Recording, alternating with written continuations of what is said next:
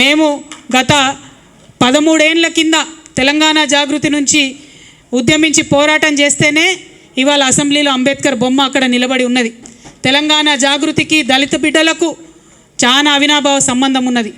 అందుకే సపరేట్గా ఒక ఎస్సీ విభాగాన్ని కూడా ఏర్పాటు చేసి దళితులకు ఉండేటటువంటి సమస్యల మీద పోరాటం చేస్తామని ఈ సందర్భంగా నిర్ణయం తీసుకుంటా ఉన్నాం. అదేవిధంగా మరి అనేకమైన అంశాలు మేము పనిచేస్తూ వచ్చినాం, ఇక ముందు కూడా పనిచేస్తాం. మేము పనిచేస్తుంటే ఓర్వలేనటువంటి కొంతమంది మరి చాలా మాటలు మాట్లాడుతూ ఉన్నారు. వారందరి ఆశల్ని అడియాశలు చేస్తూ నేను ఇవాళ ఒక ప్రకటన చేస్తూ ఉన్నాను. కేసీఆర్ గారికి 2 కళ్ళలాగా ఒక కన్ను బీఆర్ఎస్ అయితే ఇంకో కన్ను జాగృతి అయి నిలబడుతుందని చెప్పి ఈ సందర్భంగా మేము తెలియజేస్తూ ఉన్నాం. కేసీఆర్ గారి మీద ఈగ వాలితే కూడా ఊరుకోము.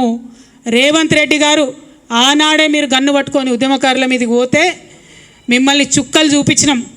భయపడి తెలంగాణలో తిరగలేక మీరు గన్ను పట్టుకొని ఆనాడు తిరిగినరు.